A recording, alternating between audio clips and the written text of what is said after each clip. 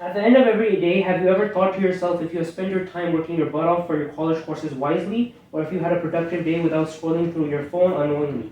I get it. Everyone has done this. We end up thinking our day is going to be busy and we fall into the same trap of scrolling through social media while making an excuse for taking a breather. However, what if I told you this could have a negative effect on us as college students? More ways than one. According to Associate Director Author Jeffrey Gottfried on pewresearch.org in January 31st, 2024, 78% of 18 to 29-year-olds say they use Instagram, far higher than the share among those 65 or older, which is 15%. The same goes for TikTok, which is an issue that is more today. Knowing our present day habits, I am 97% sure that you fall prey to social media from the moment you wake up in the morning to when you sleep late at night. And it is important for all college students to take action by coming to their senses. Although social media might act rewarding, it is the pinnacle of harm for college students both mentally and academically, which is why we have to limit ourselves from using it every day. Today, I will be talking about what college students unfortunately are facing because of social media, what is the reason behind these conflicts, and the resolution that college students should enact in order to end these behavioral addictions. College students are deteriorating their mental health and academic performance due to constant visits to social media. Mental health is highly underlooked in our society nowadays, and it is creeping up on college students all due to social media. An article written by MIT Management Sloan School writer Dylan Walsh on mitsloan.mit.edu in September 14, 2022, he states that college-wide access to Facebook led to an increase in severe depression by 7% and anxiety disorder by 20%. This is just quite fascinating how innocent college students can reach such a level of mentally that they need medication to fight off their illnesses, all because of social media. College students also face troubles in their higher education as well because of social media. An article written by Science Direct authors James Wakefield and Jessica K. Frawley on ScienceDirect.com in January 2020, several studies have shown that social networking sites establish a negative impact on the ability for college students to learn. Although there has been a positive side, certain types of negative impacts can actually be distractions from studying, which lead to a decrease in academic performance. In regards to the studies that were conducted, social media like Facebook has a negative relationship with lower performance in grade point average. With that being said, college students end up wasting time for their academic tasks, all because of their screens.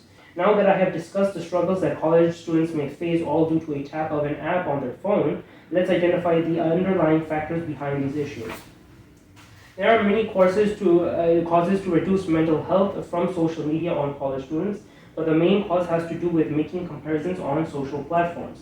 As social media is so widespread in our society, our college students focus their attention on getting extra recognition through portrayal corresponding to their needs.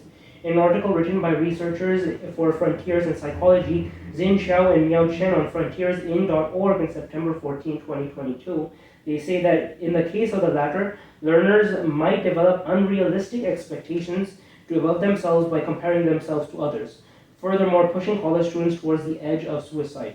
Another big reason that college students are struggling due to social media is because of the multitasking initiatives they take when focusing on academic tasks. Social media such as Facebook, for example, can lead to college students to getting low GPAs and grades when they use the app while studying. In an article by NBC News journalist Suzanne Shoney on NBCnews.com in September 7, 2010, a reported study in the Daily Mail of Britain found out that Facebook users had an average GPA of a 3.06 and non-users had an average GPA of a 3.82, when in fact the main issue was that students believed constant task switching allowed them to do more in less time, when in fact it led to a more extended time while making more mistakes and leading to confusion. After learning the components that build up such weighted complications for college students, let's talk about how we can improve ourselves to avoid the gamble of social media. So there are a number of ways college students can improve their mental health that social media takes away on a daily basis. An article found on healthguide.org updated on May 3rd, 2024 by Health Guide managers Lawrence Robinson and Melinda Smith, limiting social media for the sake of mental health is an absolute must.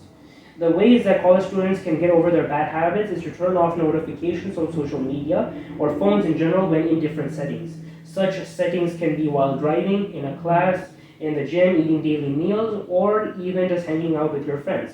This also gives time for college students to practice mindfulness by focusing on their breath, senses, and emotion.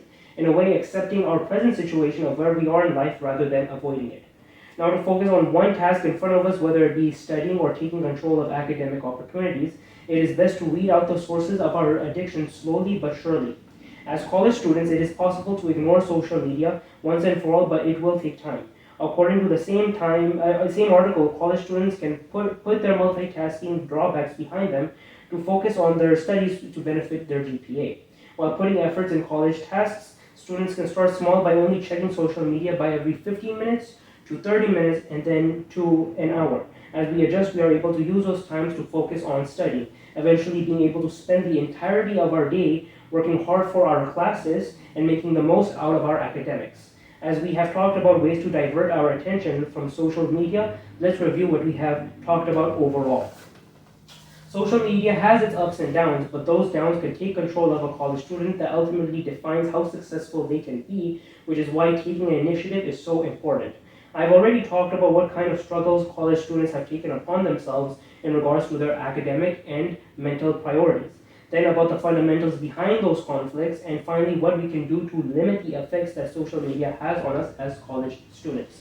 With that being said, I hope that you all take a stand against these social media addictions and walk a new path as an academic learner with a stronger mind.